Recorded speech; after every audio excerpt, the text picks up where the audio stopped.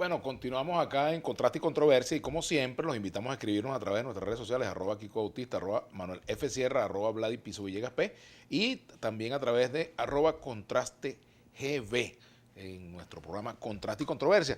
Pero fíjate, Kiko, fíjate Manuel Felipe, el conflicto colombiano, bueno, por supuesto, es de una antigüedad, bueno, más de 60 años de lucha armada, incluso ha tenido momentos en los cuales la propia FARC tuvieron una oficina en Venezuela. El comandante Ariel tenía su oficina en el gobierno no de Chávez, de Caldera. La Cancillería. La Cancillería de la FARC funcionaba en Venezuela. Es decir, que esos antecedentes de países que de alguna manera, queriéndolo o no, tienen alguna presencia en los conflictos de otras naciones, no es una cosa nueva ni se justifica, no para justificarlo ni nada. Ahora, con respecto al conflicto colombiano, es bueno también recordar que en el pasado procesos de paz se vieron abortados por situaciones similares a las que estamos viviendo en el día de hoy. Por ejemplo, hay que recordar lo que pasó con la Unión Patriótica, la muerte, pues, o el asesinato de alrededor de 4 o 5 mil dirigentes de la Unión Patriótica, que fueron muchos de ellos guerrilleros y exmiembros y miembros del Partido Comunista Colombiano, fueron asesinados por grupos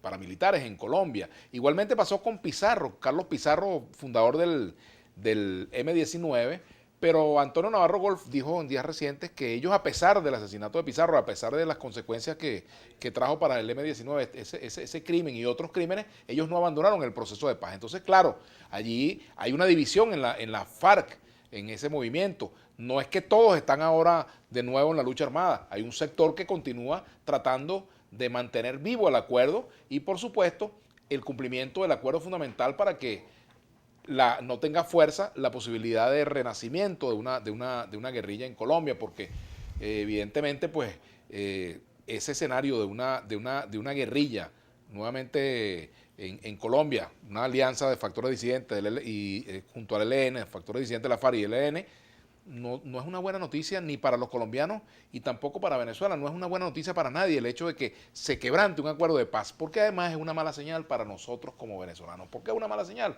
Porque el hecho de que fracase una tentativa de paz también arroja más escepticismo sobre la posibilidad de que en Venezuela haya una salida negociada. Y ese es parte del escenario que también hay que ver. Y lo otro es que tiene que haber posiciones claras. Por ejemplo, hoy Diosdado Cabello decía que el gobierno de Colombia no puede involucrar a Venezuela. Ahora, Venezuela tampoco se puede involucrar. Y entonces allí cuando hay declaraciones que dicen que en Venezuela es bienvenido Santrich o es bienvenido Márquez, cuando hay una situación de duda sobre si continúan o no el proceso de paz, son señales que se prestan a confusiones. Sí, pero también tú tienes que tomar en cuenta que también hay disidentes venezolanos, lo que ocurrió con el caso de la ayuda humanitaria, que he comprobado que disidentes militares venezolanos que están en Colombia también y que podría también alegarse lo mismo, es decir, que de alguna manera han sido, si no protegidos, atendidos por el gobierno colombiano. Que ninguna de las cosas que se traduzca en acciones armadas pueden justificarse. Ni allá para acá ni aquí para allá. Pero hay que poner las cosas en claro. También la situación de la FARC ahora. Bueno, como tú decías, es un conflicto histórico. Se habla de la violencia estructural colombiana, que es un problema que data de muchos años. Bueno, se podría remitir hasta en la época de la independencia. El problema de la lucha por la tierra, que ha tenido mucha etapa, ¿no? Y que pasa a tener una confrontación política, liberales y conservadores, a raíz de la muerte de Gaitán. Del asesinato Pero después en los años 60 se involucra con la acción subversiva y guerrillera de la Revolución Cubana. Tal cual. Y pasa a ser ya no el conflicto entre liberales y conservadores, sino que la FARC y otros movimientos adoptan, digamos, asumen una ideología. Y después, ya en los años 80, el problema se complica porque pasa a ser de alguna manera el instrumento armado de la industria del narcotráfico y del secuestro. Entonces pasa a ser, es decir, que eso es un problema que no es que se constituyó un grupo de guerrilleros para tumbar un gobierno, sino que eso tiene unas bases y unas raíces mucho más profundas que hay que tomar en cuenta. Por eso no nos podemos comprar ese conflicto nosotros. Claro que no nos podemos comprar, pero tenemos ese conflicto ahí que es muy grave y que ha estado presente mucho en Venezuela. No te olvides que incluso Uribe hacia Venezuela. No, y además, pero en el caso de la FARC, ya cuando esta confrontación, que llegó a momentos, te digo, bastante tensos, difíciles, en el caso de Uribe y de Chávez, ¿no te acuerdas que incluso ante la ONU, ante la OEA, Uribe presentó como una especie de mapa donde aparecían grupos guerrilleros de la FARC en Venezuela?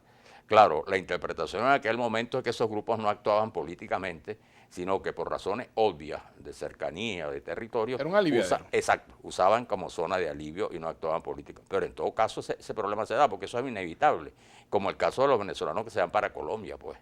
Es decir, bueno, somos un mismo país, como decíamos de alguna manera, históricamente, ¿no? Y geográficamente. Entonces, el problema es mucho más complejo de lo que la gente cree. Incluso la presencia, por ejemplo, y eso es lo que critican a Maduro cuando saludó la presencia de Santrich, ¿no? y de Márquez aquí, pero es que ellos venían como diputados. Ya no eran los jefes guerrilleros cuando estuvieron aquí hace apenas unos meses. Diputados electos con los mismos votos que eligieron diputados al presidente Duque. E incluso estaban incorporados al Congreso. Justamente Santrich, el día que se juramentó fue que se le abrió un juicio por otras razones que no eran exactamente razones guerrilleras. Entonces hay que tomar en cuenta también las características. De todas maneras, hace tiempo estaba esa grieta allí y se preveía que un sector se iba a la guerrilla otra vez. Pero fíjate una cosa, Marulanda era un campesino. Cuando matan a Gaitán, la zona donde él vive es arrasada. Marquetalia. Sí, y él termina en la guerrilla. Y eso es un conflicto que debe preocuparnos mucho porque yo lo veo por la vida de Vladimir. Bueno, porque fracasa la paz. Y como nosotros apostamos a la paz y queremos la paz en Venezuela, que eso ocurra en Colombia, con las implicaciones que nosotros estamos señalando ahí, es digno de pensar. Sobre todo porque el escenario latinoamericano, si no hay una solución en Venezuela, puede complicarse en unas dimensiones que uno no sabe hacia dónde puede ir. Hay una gente que cree, tanto en el gobierno como en la oposición, que ganando tiempo se la están comiendo, pero no es así. Yo creo que la mejor oportunidad para negociar es ahora, es hoy. Y es que además, y que hay que agarrar a Barbados y prenderle. Yo le digo a todos los venezolanos, vamos a prenderle velas a Barbados, vamos a hacer todo lo posible porque eso se reincorpore y la negociación se dé, porque si no la cosa cae en un panorama raro. Porque una vez que los americanos entran en su campaña electoral, como a ellos no les interesa la negociación, uno dice, y entonces, ¿qué salida hay? Y comienza uno como a caer en un limbo y la gente a desesperarse. Ahí están las encuestas que señalan, en la última encuesta de Seijas, del IBAC, 44% de los venezolanos se quiere ir.